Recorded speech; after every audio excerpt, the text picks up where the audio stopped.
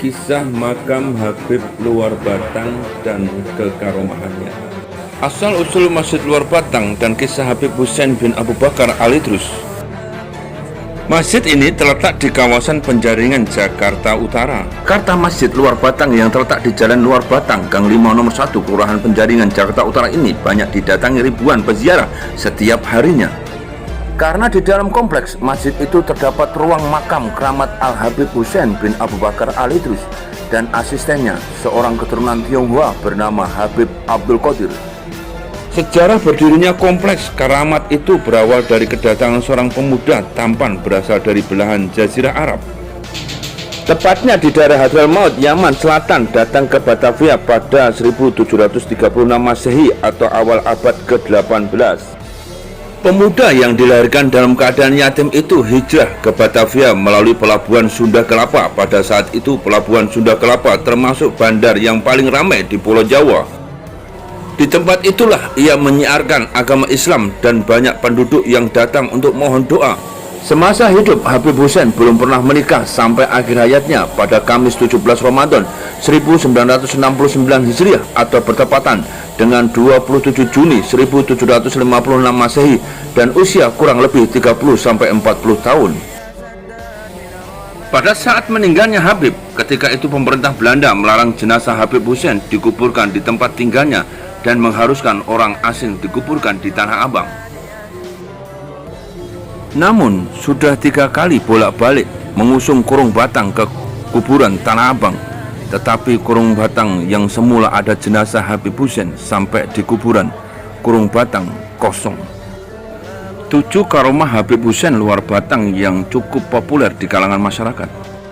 Yang pertama, menjadi mesin pemintal benang. Pada masa mudanya, di tanah kelahirannya Hadramaut, Yaman, Habib Husain belajar kepada seorang ulama besar di kampung kelahirannya. Pada hari-hari libur ia pulang untuk menyambangi ibunya. Pada suatu malam ketika berada di rumahnya, ibunda Habib Husain meminta tolong agar ia bersedia membantu mengerjakan pintalan benang yang ada di gudang. Habib Husain segera menyanggupi dan ia segera ke gudang untuk mengerjakan apa yang diperintahkan ibunya. Menjelang pagi hari, Ibu Husain membuka pintu gudang. Ia sangat heran karena makanan yang disediakan masih utuh, belum dimakan Husain. Selanjutnya ibunya kaget melihat hasil pintalan benang begitu banyaknya. Sang ibu tercengang melihat kejadian ini. Dalam benaknya terpikir bagaimana mungkin hasil pintalan benang yang seharusnya dikerjakan dalam beberapa hari malah hanya dikerjakan kurang dari semalam, padahal Habib Husain dijumpai dalam keadaan tidur pulas di sudut gudang. Kejadian ini oleh ibunya diceritakan kepada guru Thariqah yang membimbing Habib Husain. Mendengar cerita itu, maka ia bertakbir sambil berucap, "Sungguh Allah berkehendak pada anakmu untuk diperolehnya derajat yang besar di sisinya. Hendaklah ibu berbesar hati dan jangan bertindak keras kepadanya. Rahasiakanlah segala sesuatu yang terjadi pada anakmu." Karomah yang kedua, menolong warga Gujarat dari bencana kekeringan. Ketika hijrah dari Hadramaut, Yaman, Habib Husain singgah di daratan India, tepatnya di Surati atau lebih dikenal Gujarat. Kehidupan kota tersebut bagaikan kota mati karena dilanda kekeringan dan wabah kolera. Kedatangan Habib Husain di daerah itu disambut oleh ketua adat setempat, kemudian beliau dibawa kepada kepala wilayah serta beberapa penasihat paranormal. Masyarakat setempat sangat mengharapkan orang yang dapat menolong mereka keluar dari bencana kekeringan itu. Ada kisah menarik, Habib Husain meminta mereka membuat sumur dan sebuah kolam. Setelah sumur tergali, kemudian beliau mengajak para penduduk menengadahkan tangan.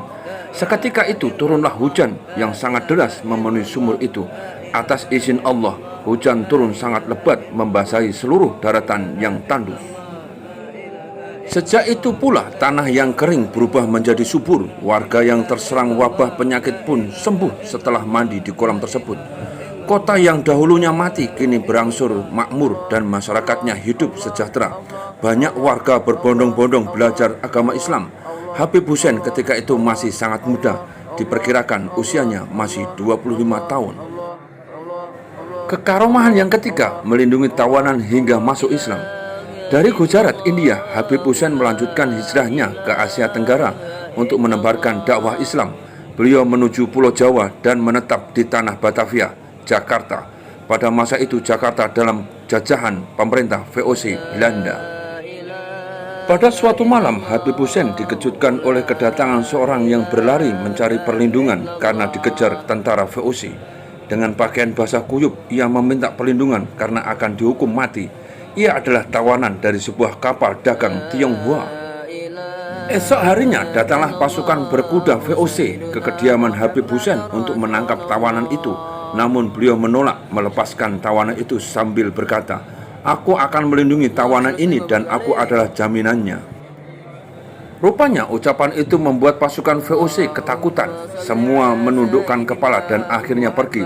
Sedangkan tawanan Tionghoa itu berterima kasih kepada Habib Hussein hingga akhirnya ia memeluk Islam.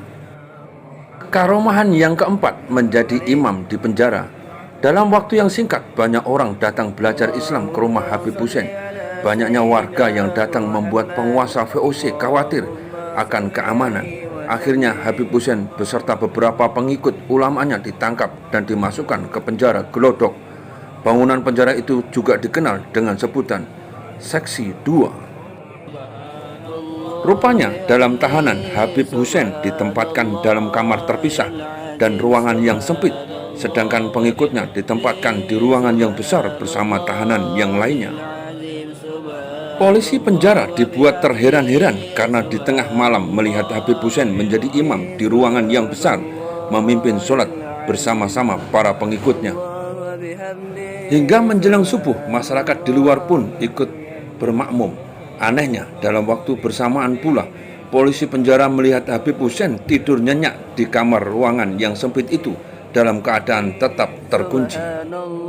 Kejadian itu menjadi buah bibir di kalangan pemerintahan VOC. Dengan segala pertimbangan, akhirnya pemerintah Belanda meminta maaf atas penahanan beliau. Akhirnya Habib Hussein beserta semua pengikutnya dibebaskan dari tahanan. Kekaromahan Habib Hussein yang kelima, meramal Sinyo Belanda menjadi gubernur. Pada suatu hari, Habib Hussein ditemani seorang mu'alaf Tionghoa yang telah berubah nama, Abdul Qadir, duduk berteduh di daerah Gambir. Ketika mereka beristirahat, lewatlah seorang Sinyo atau anak Belanda di masa kolonial mendekat ke Habib Hussein.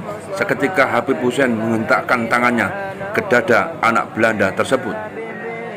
Si Sinyo kaget dan berlari ke arah pembantunya. Dengan cepat Habib Hussein meminta temannya untuk menghampiri pembantu anak Belanda itu untuk menyampaikan pesan agar disampaikan kepada majikannya bahwa kelak anak ini akan menjadi seorang pembesar di negeri ini.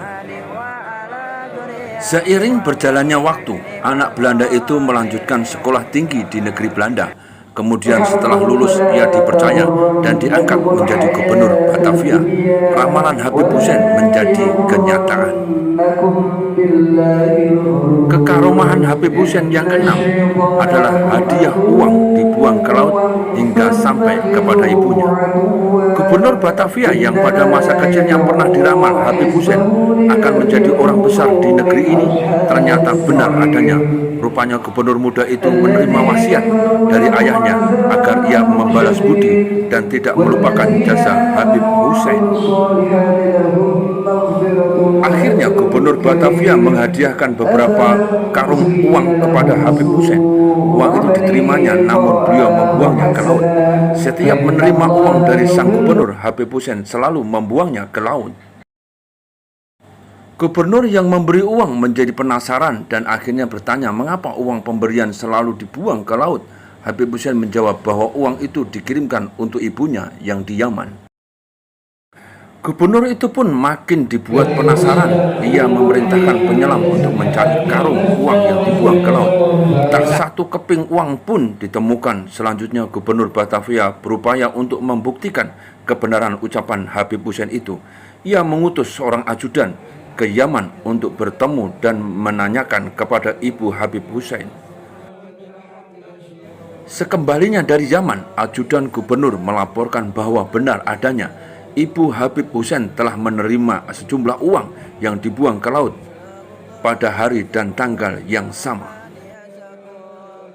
Kekaromahan Habib Hussein yang ketujuh, keberkahan kampung luar Batang. Gubernur Batavia sangat perhatian kepada Habib Hussein. Ia pun menanyakan apa keinginan Habib Hussein. Dijawab oleh beliau, Saya tidak mengharapkan apapun dari Tuan. Akan tetapi gubernur itu sangat bijak. Ia menghadiahkan sebidang tanah di Kampung Baru sebagai tempat tinggal dan peristirahatan yang terakhir.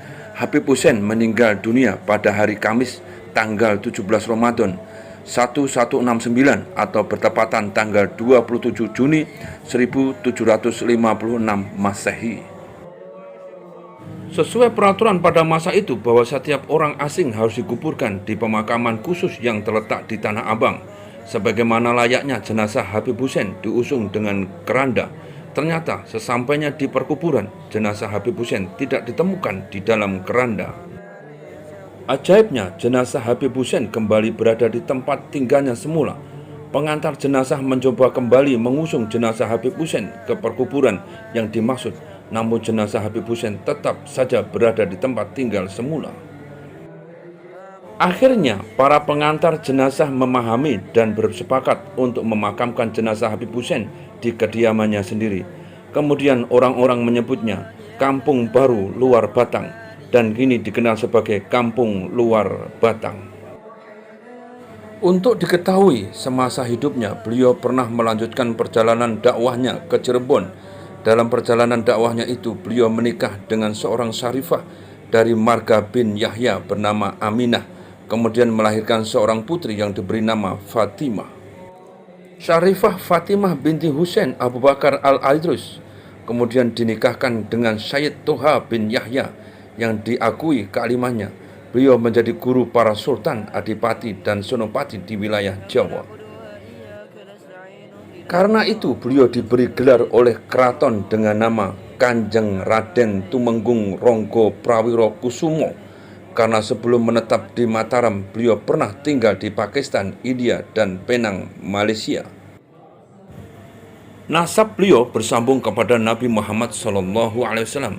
Berikut silsilah nasab beliau yang bersambung kepada baginda Nabi Muhammad dari jalur Sayyidina Hussein, cucu Rasulullah SAW.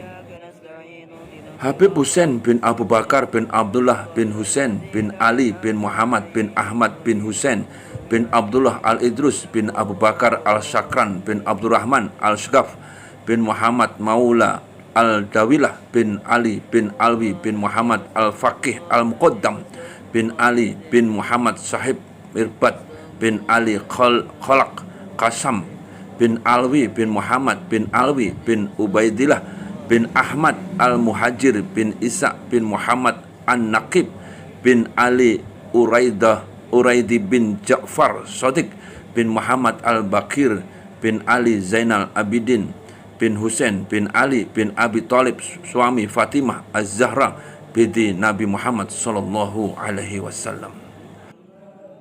Itulah 7 karomah Habib Hussein bin Abu Bakar al-Idrus atau dikenal dengan Habib Luar Batang. Semoga beliau dikumpulkan bersama kaum solihin dan kita semuanya, hajat-hajat kita semuanya dikabulkan oleh Allah Subhanahu wa Ta'ala. Amin.